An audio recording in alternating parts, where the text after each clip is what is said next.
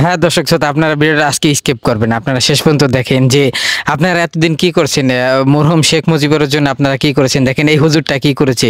এই হুজুরটা কিন্তু শেখ মুজিবের জন্য ২ খতম কোরআন শরীফ খতম দিয়েছে। আর মজার বিষয় হচ্ছে যে তার পাশে যে তার স্ত্রী আছে সে কি বলেছে, আপনারা কিন্তু সবাই সোশ্যাল মিডিয়ায় এই ভিডিওটা শেষ পর্যন্ত দেখেছেন যে তার স্ত্রী বলতেছে যে সে নাকি পাগল হয়ে গেছে। আর একটা মজার বিষয় হয়েছে যে সেটাও কিন্তু সে বলেছে যে সে সারা বছর কোনো কোরআন শরীফ ধরে না, কিন্তু সে শেখ মুজিবের জন্য নাকি ২ খতম কোরআন খতম দিয়েছে। আসলে আপনারা এটা কতটুকু কোন ভাবে নিচ্ছেন আপনারা কিন্তু কমেন্ট বক্সে জানাবেন। আসলেই দেখেন এখানে কিন্তু শেখ মুজিবের কবর জিয়ারতের কারণে শত শত মানুষ আসছে, কিন্তু এই হুজুরটাকে কেন সেখানে ঢুকতে দেওয়া হলো না, আপনারা একটু কমেন্ট বক্সে জানাবেন। আসলেই তাকে কি একটা সুযোগ দেওয়া যায় যে ওই সেইখানে শেখ মুজিবের কবর ওখানে গিয়ে তার কবরটাকে একটু জিয়ারত করবে? তা আপনাদের কি মনে হয়? যে দেখেন কত মানুষই কিন্তু পর্যটক যারা আছেন তারাও কিন্তু শেখ মুজিবের কবরটা জিয়ারত করার জন্য আসে, কিন্তু এই হুজুরটা কেন আজকে সেই শেখ মুজিবের কবরে জিয়ারত করার জন্য তাকে ঢুকতে দেওয়া হলো না? তার সাথে শুধু তার স্ত্রী আসেন নাই, তার কিন্তু ৩টা সন্তানও তার সাথে আসছে। আসলে এই হুজুরটা কি দাড়ি টুপি রেখেই কি তাকে কি এরকমভাবে কোনো একটা প্ল্যান করে কি এই নাটকটা সাজানো হয়েছে নাকি অন্য কিছু, সেটা আপনারা জানাবেন। তার একটা কথা বলি যে যে অবশেষে এখন অনেকে বলবে যে এটা হচ্ছে হুজুর লীগ। আপনারা কিন্তু এই কমেন্টটা করবেন আমরা জানি।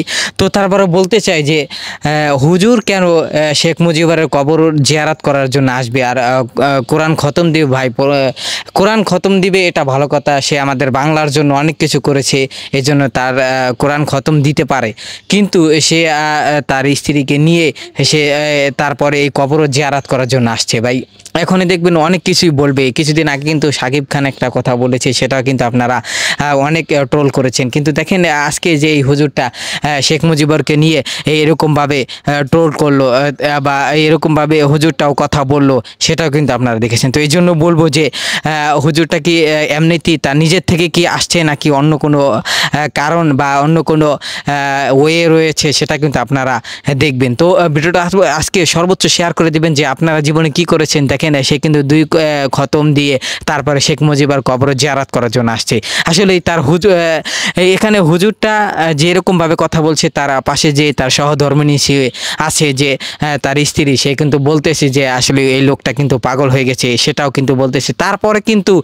তারপরেও তার স্ত্রী তার সাথে আছে, কিন্তু এই হুজুরটাও যেহেতু বউ পেয়েছে আপনারাও কিন্তু পাবেন। দেখেন আসলে খুব মজার একটা বিষয় যে আপনারা সোশ্যাল মিডিয়ায় ১৫ আগস্টকে উছিলা করে কিন্তু ১৫ আগস্ট সেই দিনটাকে কিন্তু আমরা আজকে সুন্দরভাবে উপভোগ করতে পারলাম, যদিও খিচুড়ি খেতে না পেরেছি, কিন্তু ১৫ আগস্টে কিন্তু আমরা আগে কিন্তু অনেক ধুমধাম করে মাইক বাজিয়ে তারপরে খিচুড়ি খাইতাম, কিন্তু এখন আর সেই উদযাপনটা হচ্ছে না। তো আপনারা ভিডিওটা কে কোন দিক থেকে দেখছেন জানি না, তো ভিডিওটা সর্বোচ্চ শেয়ার করে দিবেন যে আসলে এই হুজুরটা কি কাজটা ঠিক করেছে কিনা, সেটাই আপনাদের কাছে আমন্ত্রণ যে বা আপনারা আপনাদের মন্তব্য জানবেন। তো ভিডিওটা আজকে এই পর্যন্তই।